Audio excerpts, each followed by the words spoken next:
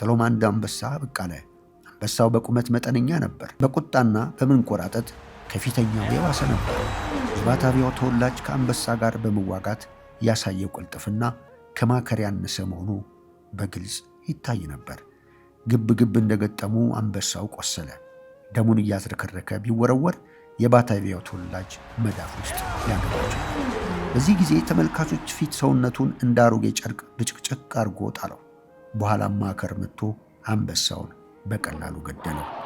ከተመልካቾቹ ለማከር የቀረበው ጭብጨባ በማስተጋባት ላይ እያለ አንድ ሰው ወደ አደባባይ ውስጥ ገባ። እርሱም ቀደም ብሎ ቆስሎ የነበረው የሞሪታንያው ተወላጅ ነበር። እየተንገዳገደና ደሙን እያዝረከረከ ማከር ወዳለበት ቀረበ። እንዲሞት የተፈረደበት መሆኑ በሁሉ ዘንድ ታውቆ ነበር። ራሱም አውቆት ኖሮ ማከር አጠገብ እንደደረሰ ጦሩን ወደ መሬት ላይ ጥሎ ተስፋ በመቁረጥ እንዲህ ሲል ጮኸ፣ ወዲያ ግደለኝና ከጭንቀት አሳርፈኝ። ተመልካች ሁሉ አሁን ወግቶ ጣለው በማለት አይኖቻቸውን አፍጠው ሊመለከቱ፣ ማከርም ጦሩን ወዲያ አሽቀንጥሮ ጥሎ ዝም ብሎ ቆመ። ተመልካቾቹ አይናቸውን ማመን አቃታቸው። የበለጠ መገረም ያዛቸው። ማከር እጆቹን ወደ ሰማይ አንስቶ ወደ ቂሳሩ ፊት ዞሮ የሚከተሉትን ቃላት በተናገረ ጊዜ ነው። ታላቁ ቄሳር ሆይ፣ እኔ የክርስትና ሃይማኖትን ተቀብያለሁ። ከእንግዲህ ወዲህ ከእንስሳት ጋር በስተቀር በሰው ላይ እጆቼን ላላነሳ ቁርጥ ውሳኔ ወስኜ ይህንን እነግርሃለሁ። ከመግደል ይልቅ መሞት ይሻለኛል። የሕዝቡ ማጉረምረም አደባባይ ሞላ። ማርሲሎስም ምን ማለቱ ነው? ክርስቲያን ነኝ ከመቼ ወዲህ ሲል ጓደኛውን ጠየቀው። ሉክሎስም እንዲህ ሲል መለሰለት፣ እነዚህ ክርስቲያኖች የተባሉ ፍጥረቶች መኖሪያ ድረስ ይመጣሉ ማለትን ሰምቼ ነበረ። አጸያፊ የሆነ ማኅበራቸው ውስጥ ሳይገባ አይቀርም። ክርስቲያን የሚባሉት ሁሉ አስከፊ ፍጥረቶች ናቸው። ማገርም እንዳንዳቸው ሳይሆን አልቀረም። ከመዋጋት መሞትን ይመርጣል። ታዲያ ያው ክርስትና የተባለ ብደት የያዘ ሁሉ እንደዚህ ነው። ተመልካቾቹ መንቆራጠጥ ጀመሩ። በመደነቅ ፋንታ ንዴት ያዛቸው። አንድ ተራ ተዋጊ እንዲያደርጎ ሊደፍራቸው መቻሉ ቁጣቸውን እያጋለው ሄደ። ሰራተኞችም ከዚህም ከዚያም ብቅ ብቅ አሉ። ዳሩ ግን ትርኢቱ እንዲቀጥል በመወሰኑ ሁሉም ወደ መጡበት ተመለሱ። ማከር መዋጋት እምቢ ካለ የእምቢተኝነት ቅጣቱን እንዲቀበል ተወሰነ። ይህ ሁሉ ሲሆን ማከር ምንም የፍርሃት መንፈስ አላሳየም። ባዶ እጁን በአንድ ጡጫ ብቻ እንኳን ከምድር ጋር ሊያደባልቀው ወደሚችለው የሞሪታንያው ተወላጅ ተጠጋ። የሞሪታንያውም ተወላጅ አይኖቹ ደም ለበሱ። መደነቅ፣ ደስታና የድል ስሜት ይዘው ያንገላቱት ጀመር። ጦሩን ከወደቀበት አንስቶ ማከርን ልቡ ላይ ወጋው። ጌታ ኢየሱስ ሆይ ነፍሴን ተቀበል። እነዚህ ቃላት በደም ተለውጠው ቀሩ። የማከርም ነፍስ ከሰማዕታት ሰራዊት ጋር ለመቀላቀል ወደ ሰማይ አረገች። ይህን ድርጊት ይመለከት የነበረው ማርሲሎስም ጓደኛውን እንዲህ ያሉ ትርኢቶች አዘውትሮ ይፈጸማሉ ሲል ጠየቀው። ክርስቲያኖች አደባባይ ውስጥ እንዲገቡ በሚደረግበት ጊዜ ሁሉ የሚፈጸመው ይህንን የመሰለ ድርጊት ነው። አያሌ ከሚሆኑ አውሬዎች ጋር ተዋጉ ቢሏቸው በደስታ ይዋጋሉ። ወጣት ልጃገረዶችን እንኳን ከአንበሳም ሆነ ከነብር ጋር ለመቅጠም ምንም አይፈሩም። በሰው ላይ ግን እጃቸውን ስንዝር አያደርጉም። ማከርን የመሰለ ተዋጊ መቼም አይገኝም። ክርስቲያን በመሆን የሞኝነት ሥራ ሠራ። እስከዚህም ያደረሰው የሕዝቡ መቀየም ነው። ማርሲሎስም ለአንድ ተራ ተዋጊ እንዲህ ያለ ድፍረት ሊሰጥ የቻለው እንዴት ያለ ሃይማኖት ቢሆን ይሆን አለ። አይዞህ፣ የሃይማኖቱን ምስጢር ወደፊት እያወቅኩት ትሄዳለህ።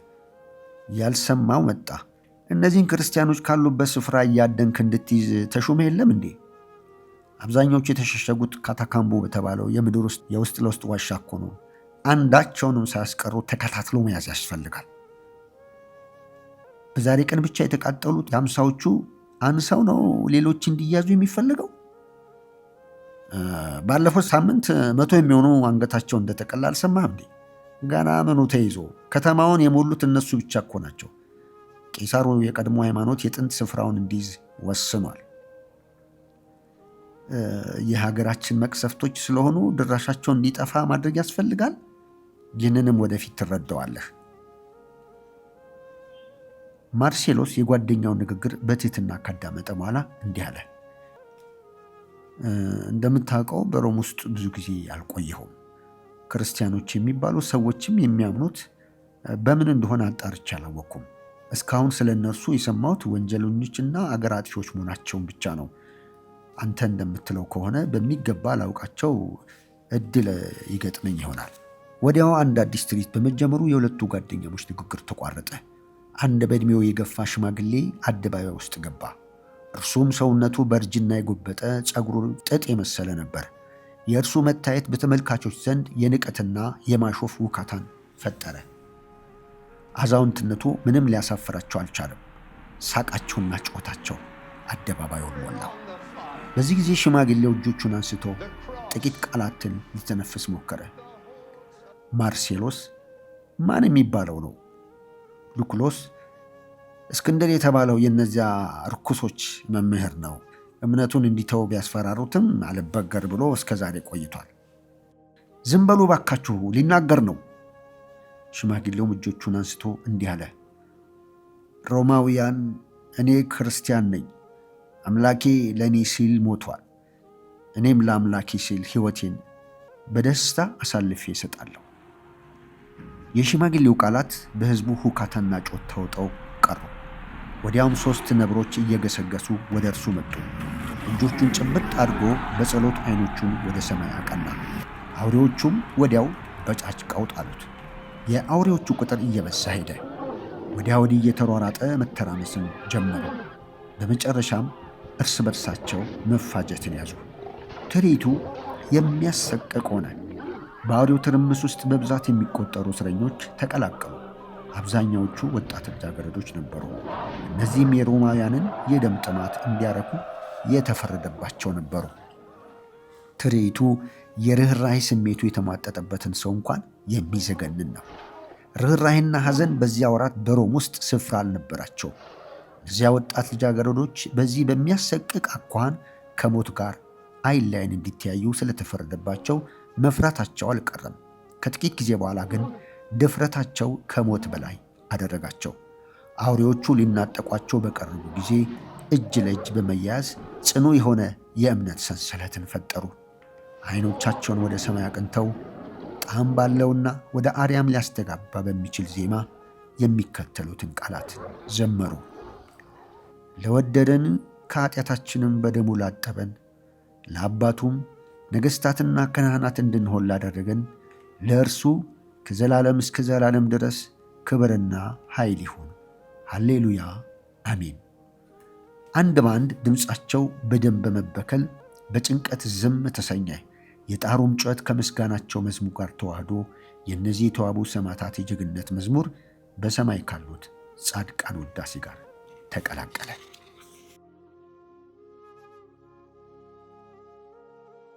ማርሴሎስ የጋዴስ ተወላጅ ነበር። አስተዳደጉ በሮማ ጦር ሰራዊት ሥነ ሥርዓት የታነጸ ነበር። በአፍሪቃ፣ በሶሪያ፣ በብሪታንያ እየተዘዋወረ እንዲያገለግል በተደረገበት ጊዜ ሁሉ በጦር ሜዳ ላይ ካሳየው ጀግንነት ሌላ ከሥራ ጓደኞቹ ጋር የነበረው ኅብረትና አብሮ የመኖር ዘዴ በጣም አስመስግኖት ነበር። ያሳየው የሥራ ችሎታ በማዕረግ ላይ ማዕረግ፣ በክብር ላይ ክብር እየጨመረ እንዲሄድ አደረገው። የአንድ ታላቅ መልእክት አድራሻ ሆኖ ወደ ሮም ከመጣ በኋላ ባሳየው ችሎታ ቄሳሩ በመደሰቱ ከክብር መኮንኖቹ መካከል አንድ ከፍተኛ ስፍራ ይዞ እንዲያገለግል ሾመው። ሉኩሉስ ከኢጣሊያ ይቅርና ከሮም ወጥቶ አያውቅም። ከጥንታውያን የሮም መኳንንቶች በመወለዱ በሀብትም በክብርም የደረጀ ነበር። ሉኩሉስ በማርሴሎስ ድፍረትና ግልጽነት በመማረኩ ሁለቱ መኮንኖች የቅርብ ጓደኞች ሆኑ። ሉኩሉስ የሮምን መውጫ መግቢያ ደህና አድርጎ ያውቅ ስለነበረ ማርሴሎስን ሀገር በማስለመድ በጣም ይረዳው ነበር። ማርሴሎስ ኮሌሲዮም ወደ ተባለው የትርኢት አደባባይ ሄዶ ባለፈው ምዕራፍ የተዘረዘረውን እልቂት ያየው ለመጀመሪያ ጊዜ ነበር። የቄሳር መኮንኖች ሰፈር የተመሠረተው ከሮም ቅጥር አጠገብ ነበር። ሰፈሩም አንድ ልዩ በሆነ አጥር የተከበበ ነበር። የወታደሮቹ መኖሪያ እንደ ዋሻ በግድግዳ ውስጥ በተቦረቦሩት ክፍሎች ውስጥ ነበር። መኮንኖቹ በቁጥር የበዙ፣ በከተማይቱ ውስጥ የነበራቸው አቅምም ከፍ ያለ በመሆኑ ለብዙ ዘመናት የመንግሥቱን አስተዳደር የሚቆጣጠሩን ሥልጣን በእጃቸው አግብተው ነበር። በቄሳር መኮንኖች ውስጥ ስልጣን ማግኘት ከፍ ያለ ግምት የሚጣልበት ክብር በመሆኑ የማርሴሉስ የወደፊት ዕድል በጽኑ መሰረት ላይ እንደቆመ የሚቆጠር ነው። በማግስቱ ማለዳ ሉኩሉስ ወደ ማርሴሎስ የመኖሪያ ክፍል ሄዶ ጎበኛው። ሰላምታ ከተለዋወጡ በኋላም ባለፈው ቀን ስላየው ትርኢት መነጋገር ጀመሩ። ማርሴሉስ ቀበል አደረገና ትላንት ባየናቸው ትርኢቶች ፍጹም አልተደሰትኩም፣ ይህ የፈሪ ተግባር ነው አለ። ሁለት ጀግኖች በስርዓት ሊዋጉ ማየት ያስደስተኛል። ትላንት በኮሎሲየም ውስጥ ያየነው እልቂት ግን ፍጹም አስጸያፊ ነበር። ሽማግሌዎችና ሕፃናት ለአውሬዎች እንዲጣሉ የሚደረገው ቆይ ለምንድን ነው? ክርስቲያኖች በመሆናቸው የመሰለ ፍርድ እንዲፈጸምባቸው የሚወስነው ሕጉ ነው። ሁልጊዜ የምሰማው ይህንን መልስ እኮ ነው። ክርስቲያኖች ምን አደረጉ? በተዘዋወርኩባቸው ሀገሮች ሁሉ ክርስቲያኖችን አይቻለሁ። ማንኛውም አይነት ሁከታ ሲያነሱ ግን አይቻል አቅም። እባክህ ዝም በል። የሰው ሙጣጭ ናቸው። ሁሉም ስለ እነርሱ የሚያወራው ይህንኑ ነው። ክፉ ነገር ለመስራታቸው ምን መረጃ ይገኝባቸው? መረጃ? ስለ እነርሱ ደግሞ ምን መረጃ ያስፈልጋል? የመንግስትን ሕግና ሃይማኖት ለመቃወም የሚያሴሩ መሆናቸው የታወቀ ነው። የእኛን አስተዳደር ከልብ የሚቃወሙ ስለመሆናቸው የተገኘው ዋናው መረጃ ለአማልክቶቻችን መስዋዕት ከማቅረብ ይልቅ ሞትን መምረጣቸው ነው። ከዚያ ከተሰቀለው አይሁዳዊ በስተቀር ሌላ ንጉሥ አያውቁም። እርሱንም ከሞተበት ተነስቷል እያሉ ያወራሉ። በእኛም ላይ ያላቸውን ጥላቻ ከሞት በኋላ ለዘላለም በገሃነም ትሰቃያላችሁ በሚለው ስብከታቸው ይገልጣሉ። የምትለው ሁሉ እውነት ሊሆን ይችላል። እኔ ግን በበኩሌ ምንም የማውቀው ነገር የለኝም። ስለ ክርስቲያኖች የማውቀው ነገር የተወሰነ ነው። ከተማይቱን ያጣበቡት እነሱ እኮ ናቸው። ከእነሱ ነፃ የሆነ የግዛታችን አንድ ክፍል አታገኝም። አንድ ነገር ልብ አድርግ። ብዙዎችን በሐዘን ላይ የጣለው የመንግስታችን መድከም፣ የክፋትና ያለመታዘዝ መብዛት፣ የድንበራችን እየቀነሰ መሄድ፣ ይህ ሁሉ ክርስቲያኖች ሲበዙ እየገነነ የሚሄድ ነገር ነው። ይህን ሁሉ መዓት የሚያመጡብን እነሱ ካልሆኑ ሌላ ምንድን ነው? ይህን የምትለው መዓት እንዴት አድርገው አመጡብን ለማለት ይቻላል። አጸያፊ በሆነው ትምህርታቸውና ስራቸው ነዋ። ጦርነት አይገባም። ወታደሮች የጥፋት መሳሪያዎች ናቸው። እስከዚህ ድረስ ያደረሰን የገነነውን ሃይማኖታችንን መርገማቸው ነው። ነዋሪዎቹን አማልክቶቻችንን የተረገሙ ሰይጣናት ናቸው እያሉ ያስተምራሉ። በትምህርታቸውም አማካኝነት ግብረ ገብነት የተባለ ነገር ፈጽሞ እንዲጠፋ ለማድረግ ይጣጣራሉ። በምስጢር የሚፈጸሟቸው ተግባሮች እጅግ የሚያሰቅቁ ናቸው። ከራሳቸው ወገን በስተቀር ምስጢራቸውን ዘልቆ የሚያውቅ የለም። አንዳንድ ጊዜ ግን አጉል የሆነ ንግግራቸውና የረከሱ መዝሙሮቻቸውን እንሰማለን። አሁን የዘረዘርካቸው ነገሮች ዝም ብለው የሚታለፉ አይደሉም። ያልከው እውነት ከሆነ ተገቢውን ቅጣት መቀበል አለባቸው። ባለሳሳት ክርስቲያኖቹ ከሌሎቹ ሰዎች ጋር ሳይቀላቀሉ በምስጢር ይኖራሉ። ስለ እነርሱ የምናውቀው ነገር የተወሰነ ነው ብለሃል። እስቲ አንድ ነገር ልጠይቅህ። ትላንት እንደዚያ ባለ አሰቃቂ መንገድ ያለቁት ሰዎች ክርስቲያኖች ይሰራሉ እየተባሉ የሚቃወሙትን ወንጀል የሰሩ ይመስልሃል? ትላንት ያየነው ሽበታም ሰውዬ ዕድሜውን በኃጢአት ያሳለፈ ይመስልሃል? እነዚህ አስቆነጃጅቶች የዘመሩት መዝሙር እርኩሰት ያለበት ነው? ለእርሱ ለወደደን ከኃጢአታችንም በደሙ ላጠበን። ማርሴሎስ መዝሙር ዝቅ ባለ ድምፅ አዜመ። ሉኩሎስም እንደ እውነቱ ከሆነ እኔም አዝኜላቸዋለሁ። ማርሴሎስም ሮማዊ ወታደር ባልሆን ኖሮ አለቅስላቸው ነበር። እስቲ ጉዳዩን በሚገባ አስተውለው። አንተ ስለ እነዚህ ክርስቲያኖች ያወራህልኝ ነገር ሁሉ ሁኔታቸውን ከሚያቅሰው የመነጨ ነው። ክርስቲያኖች ነውረኞችና የሰው ሙጣጮች ናቸው ብለኸኛል።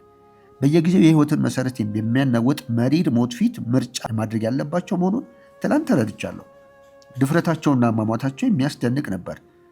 ሮም በረጅም ታሪኳ ውስጥ ትላንት ያየነውን የመሰለ ጀግንነት ልታሳየኝ አትችልም። ወታደሮችን ይጠላሉ ትለኛለህ፣ ዳሩ ግን አሟሟታቸው የጀግንነት ነበር። አገራቸውን የሚክዱ ናቸው ትለኛለህ፣ ዳሩ ግን ከአገራቸው ሕግ አንዲቱን ነቁጥ አልተላለፉም። ርኩሶች ናቸው ትለኛለህ፣ ዳሩ ግን የትላንቱን ቆነጃጅት የመሰለ ንጽሕና ያላቸው በምድር ላይ የሚገኙ አይመስለኝም። ዋናው ደጋፊያቸው ሆነ የለ እንዴ? ኖ እንደርሱ አይደለም ወዳጄ ሉኩሎስ። እኔ የምመኘው እውነቱን ለማወቅ ነው። እስከ ዛሬ ድረስ ስለነዚህ ሰዎች እሰማ የነበረው ልክ አንተ የነገርከኝን የመሰለ ወሬ ነው። ትላንት ያየሁት ትርኢት ግን ይህ ወሬ እውነት ሊሆን አይችልም የሚል ስሜት በውስጥ ይፈጥሮብኛል። አንተ ነገሩን በማብራራት እንድትነግረኝ ብጠይቅህ የወሬ ከማውራት አላለፍኩም። ካልክስ ባየኋቸው ክፍለ ዓለማት ሁሉ ክርስቲያኖች የሰላማዊነትና የታማኝነት ዝና እንዳላቸው ይታወሰኛል። ሁከት አንሺዎች፣ ብጥብጥ ፈጣሪ እየተባሉ የሚታሙት በከንቱ ነው። ሰሩ የሚባሉትን ወንጀል ማስረጃ አቅርበው እውነት መሆኑን ማረጋገጥ የሚችል ያለ አይመስለኝም። ታዲያ እንደዚህ ያሉ ሰዎች ሞት ይገባቸዋል? ቄሳር ያለ በቂ ምክንያት እንዲጠቁ ያደርጋል ብለህ ነው? በክፋት መንፈስ የሚመሩትን አማካሪዎቹን መንገድ ተከትሎ እንደሆነስ ሀሳብ ሁሉ ከራሱ የመነጨ ለመሆኑ ጥርጥር አይግባ። መቼም እስካሁን የሞቱት ቁጥር እየበዛ ነው። አሁን በሺህ የሚቆጠሩ ሳያልቁ አይቀርም። ዳሩ ግን ገና ያልተነኩ ብዙዎች አሉ። እነዚህን አድነን ለማጥፋት ሞክረን አቅቶናል። በነገራችን ላይ አንድ ብርቱ ጉዳይ ዘንግቼ ከቄሳር ዘንድ ብርቱ የሆነ መልእክት አምጥቼልሃለሁ።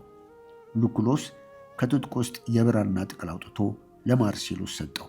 እርሱም ተቀብሎ በጥንቃቄ ያነበው ጀመር። ደብዳቤው የማዕረግ እድገት ያገኘ መሆኑንና ክርስቲያኖችን ከተሸሸጉበት ከካታካምቡ ከተባለው ዋሻ ውስጥ እየፈለገ እንዲይዝና እንዲያቀርብ የታዘዘ መሆኑን ይገልጽ ነበር። ማርሴሎስ ፊቱን ቅጭም አድርጎ ደብዳቤውን አንብቦ ከጨረሰ በኋላ ጥቅልል አድርጎ አስቀመጠው። ምን ነው የደስታ ምልክት አይታይብህም? እንደ እውነቱ ከሆነ ይህን የአሁኑን ስራዬን በፍጹም አልወደድኩትም።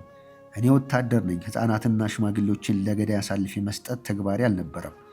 መታዘዝ የወታደርነት ግዴታ ስለሆነ ሌላ ምንም ላደርገው የሚችለው ነገር የለም። ፈቃድ ቢሆን ካታካምቡ ስለተባለው ስፍራ እስኪ አስረዳኝ። ካታካምቡ የተባለው ስፍራ መጠኑና ርዝመቱ ይህ ነው የማይባል ከከተማይቱ ስር የተቆፈረ የምድር ዋሻ ነው። ስደት ሲነሳባቸው ክርስቲያኖቹ ወደዚያ ይሸሻሉ። የሞቱባቸውንም የቀብሩት እዚያ ውስጥ ነው። እዚያ ከገቡ በኋላ መንግስት በምንም አይነት መንገድ ተቆጣጥሮ ሊደርስባቸው አይችልም። ካታካምቡ የተባለው ዋሻ የቆፈረው ቆይ ማን ነው? እገሌ ነው የቆፈረው ብሎ ለማስረዳት የሚቻል አይመስለኝም። ዋሻው ከተቆፈረ ብዙ ዘመን አልፎታል። እንደሚመስለኝ ዋሻዎቹ መጀመሪያ መቆፈር የጀመሩት ለከተማይቱ መስሪያ የሚያገለግል አሸዋ ለማግኘት ነው ተብሎ ነው የሚገመተው። ዛሬም ቢሆን ሰራተኞች አሸዋ የሚያወጡት እዚያ ውስጥ ነው። እያደር የአሸዋ ፈላጊ እየበዛ በመሄዱ ዛሬ ከዋሻው ርዝመት ብዛት የተነሳ ከተማችን የቆመችው የንብ እንጀራ በመሰለ መሰረት ላይ ነው። ለመሆኑ የታወቀ መግቢያ አለው? መግቢያዎቹ ቁጥር ስፍር የላቸውም። እኛንም ያስቸገረን የሆነው መግቢያዎቹ ጥቂት ቢሆኑ ኖሮ አድብተን ለመያዝ ይቻል ነበር። ከየትኛውም አቅጣጫ ፍለጋችንን መጀመር እንደምንችል ለማወቅ በጣም አስቸጋሪ ሆኖብናል። በጣም የተጠረጠረ ስፍራ አለ? አዎን፣ ቪያ ፒኤንቲካ የተባለው ጎዳና 3 ኪሎ ሜትር ያህል ተከታትሎ ከተሄደ በኋላ ሊሲሊያ ሚቲላ መቃብር ዘንድ ይደርሳል። ከዚያ አንድ ክብ የሆነ የህንፃ ቁንጮ ይታያል። እዚያም ብዙ ጊዜ ሬሳ ተገኝቷል። የተገኙትም ሬሳዎች ክርስቲያኖች ዘመዶቻቸውን ከትርኢቱ አደባባይ ለቀብር ያመጧቸው ናቸው እየተባለ ይወራል። ዘበኞቹ ተከታትለው ሲደርሱባቸው ሬሳውን እየጣሉ ይሸሻሉ። ይህም ሆኖ ዱካቸውን ለመከተል በፍጹም አልቻለም። ካታካምቡ ህብሮ የበዛ በመሆኑ እዚያ ውስጥ ከሚኖሩ ሰዎች እርዳታ ሳያገኝ መውጫ መግቢያውን ለማወቅ የቻለ ሰው የለም። እዛ ውስጥ የሚኖሩት ያልካቸው እነማን ናቸው? ለቤት ሰሪዎች አሸዋ የሚያቀርቡት ቆፋሮች ማለቴ ነው። አሁን ሁሉም ክርስቲያን ሆነዋል። ዋና ስራዬ ብለው የያዙት ለሞቱት ክርስቲያኖች የመቃብር ስፍራ በዋሻ ግድግዳ ውስጥ መፈልፈል ነው።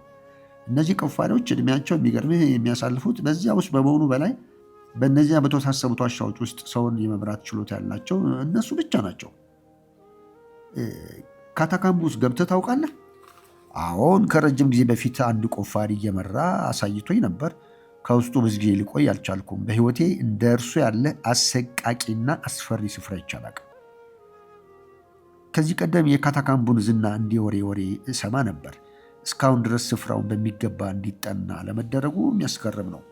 እነዚህ ቆፋሪዎች ወታደሮችን እየመሩ የተፈለገበት ቦታ ሲደርሱ ላያደርሱ አይችሉም። በፍጹም። ይህ ክርስቲያኖችን አሳልፎ መስጠት ይባላል። የሞከረ ሰው አለ? አዎን።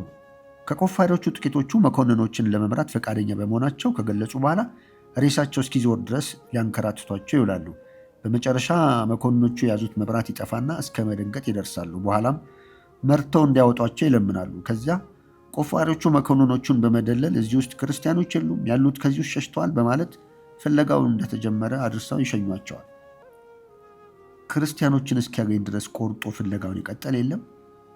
ክርስቲያኖቹን እስኪያገኙ ድረስ ጨክነው ፍለጋቸውን የሚቀጥሉት በተወሰነ አካባቢ ውስጥ ሲያዞሩ ያከርሟቸዋል።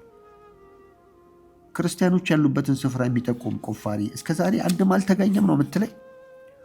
አልፎ አልፎ ይገኛል። ዳሩ ግን ክርስቲያኖች አንድ ትንሽ የአደጋ ምልክት ሲሰሙ በሚያውቁት ስርቻ ውስጥ እየገቡ ይሰወራሉ።